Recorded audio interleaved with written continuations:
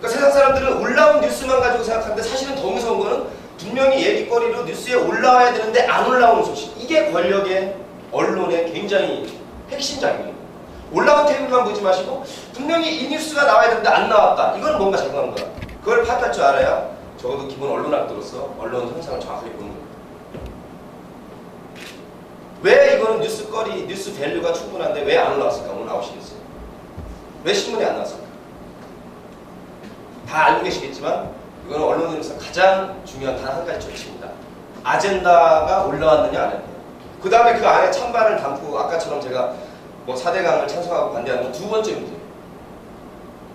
예를 들면 우리나라 70년대, 80년대까지는 노동, 인권, 여성, 평등 이런 아젠다들은 거의 올라오질 않았어요.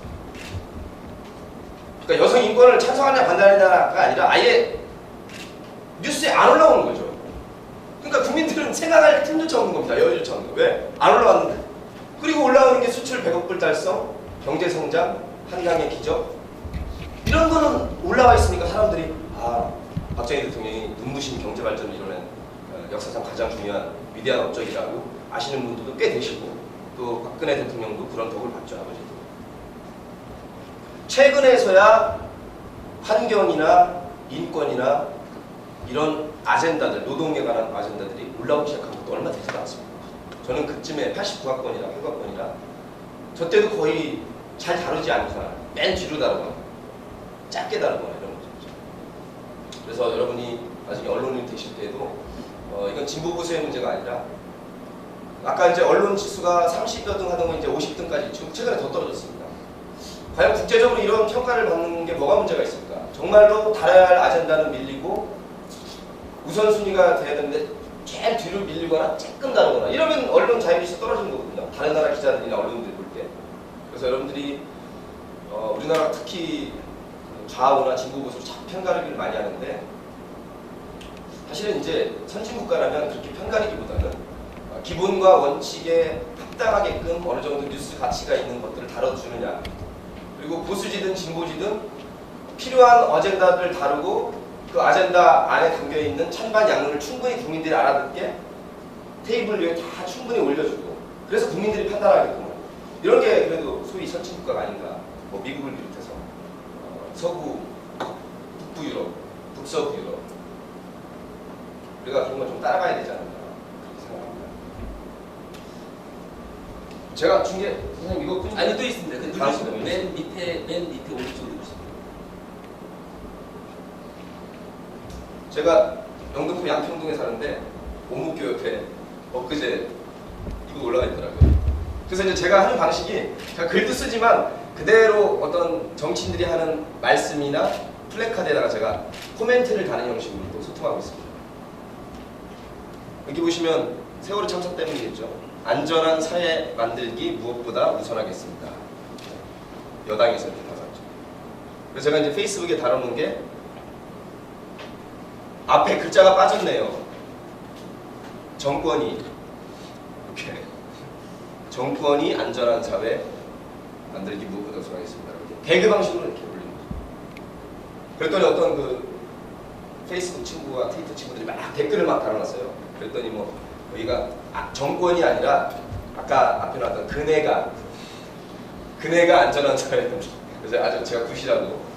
그게 많은 국민들께서 제야 개그맨 수준으로 굉장히 내공이 있으신 분들도 많아요. 그래서 제가 딱 던지면 막 댓글을 통해서 뭐 좋아요만 누르거나 리트윗하는 게 아니라 본인들이 댓글을 막 달아서 확대 재생산이 되는 거죠. 그래서 여러분도 SNS 많이 이용해 보시고 뭐 사적으로 인사 주고받고 날씨, 안부, 뭐 취미, 자기가 좋아하는 것들 정보도 주고받지만 저는 주로 시사 풍자 개그를 하는 사람으로서 하루에 한 번 정도씩은 거의 2년 동안 매일 올렸던 것 같아요. 들어가서 노정렬이 2년 동안 이런 생각을 해놨구나. 그리고 거기에 보시면 리트윗 횟수나 좋아요 횟수가 있거든요. 그러니까 리트윗 횟수가 1000개 정도 넘어가면 사실은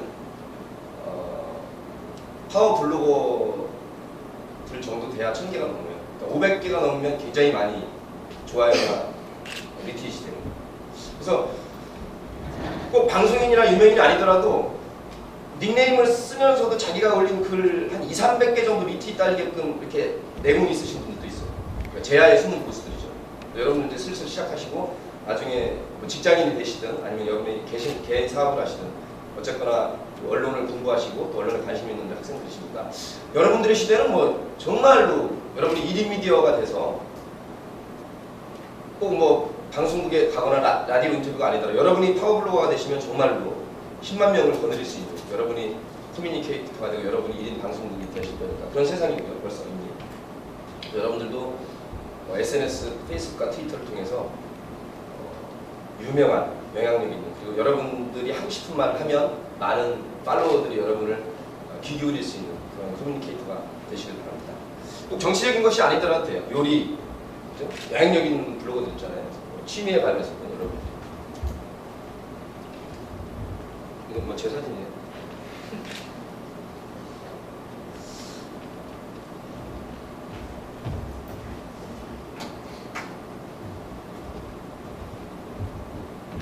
이거는 세월호 참사 버전이랑 좀 바꾼 거고 옛날에는 이게 아니라 조금 있다가 이제 글자 버전이 아니고 성대모사로 두 번 하겠습니다. 이거 이제 글씨로 웃기는 거고.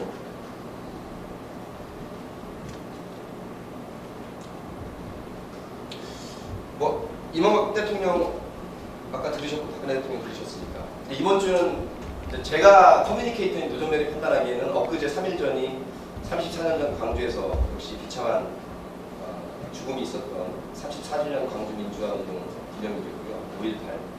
또 내일은 5월 13일이 노무현 대통령 돌아가신 지 5주년 되는 5주기 기념일이라 감히 제가 이 버전을 한번 DJ 버전으로 한번 해보고요. 없네. 조국이라는 버전이 또 있습니다. 그래서 조국 교수가 굉장히 좋아하시는데 이거를 노무현 대통령 버전으로 하고 여러분들의 질의에 답 시간 갖도록 하겠습니다. 지금 들리시죠, 그죠? 예, 안 들리시는 뒤에 혹시 안 들리시는 사람 손 들어. 잘 들리니까 안 들리세요.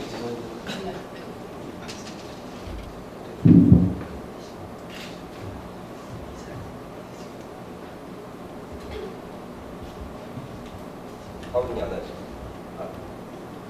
예. 하울링이 나는데. 다시 한번 아, 파워를 낮추죠. 제일 낮추면 됩니다.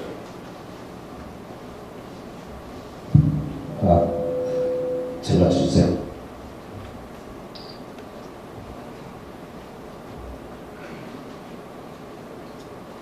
아까 후수 대통령 뭐 재밌었어요? 웃음이 너무 짜. 세월호 때문에 또 저도 괜히 처음부터 점잖게 해서 그렇게 한데 딴 데 가서 막 쓰러지고 막 입에 거품이고 그래요. 그만하겠습니다. 네. 이거는 반응을 좀 해주셔야 돼요. 아니면 제가 뻘쭘하니까. 한 3분 정도 나오려는 거겠습니다. 저희 노력을 가상히 여기셔서 동정과 연민의 박수 많이 부탁드립니다. 아따 겁나게 반갑습니다. 존경하고 사랑에 받지 않는 우리 광운대학교 언론을 공부하시는 디지털 미디어학부 또 이 청강하시는 광운대학교 학생 후배들 만나니까 겁나게 반가워요. 대한민국의 유엔을 위한 말하자면 온리 앤드 퍼스트 노벨 피스 프라이즈 위너 여러분의 DJ 인사 올려요. 반가. 아따 박수를 치려고 치고 말란 말이에요. 그래야지.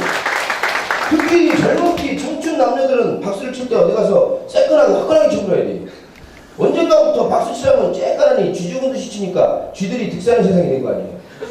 뭔 말인지 못하는 사람이 있습니다. 언론이 서야 조국이 산다. 누가 조국에 가는 길을 묻거든 눈을 들어 언론을 보게 하라. 제가 만든 말인데 참 멋있습니다. 국가기관이라는 게 좌우 진보부수를 떠나서 국민의 편에서 중립적이고 객관적으로 균형을 잡아야 되는데 언젠가부터 이게 망가져 버렸습니다. 국가기관들이 이상하게 변질되어 버렸어요.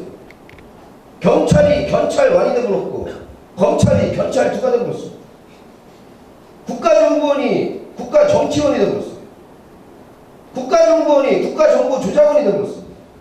감사원이 간사원이 되어 버렸어요. 사법부가 죽을 살자 사법부가 되어 버렸습니다.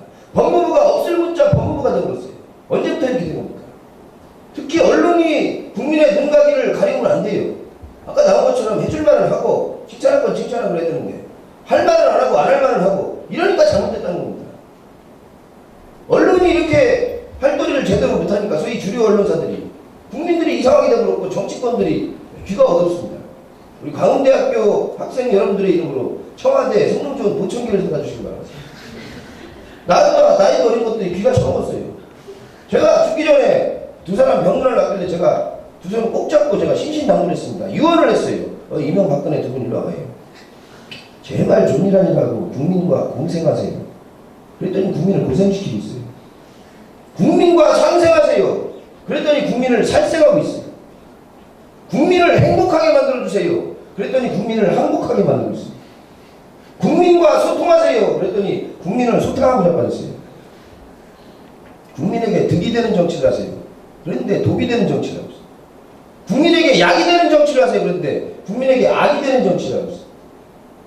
이제는 수도권과 서울만 살리지 말고 지방을 살리고 지방을 키우고 지방 분권시대를 만들어주세요. 그랬는데 지방을 살리고 지방을 키우고 지방 분권시대를 만들고 있어요.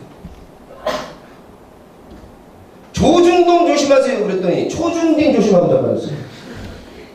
아무튼 귀가 어두운 청와대 대한국민의 이름으로 성능좋은 부총기를 사다 주시길 바라겠습니다. 아까 마이클 잭슨이 대한민국 언론들로 사우스 코리아 언론, 유아나 언론이 아니라고 그랬습니다. 참으로 부끄러운 일입니다.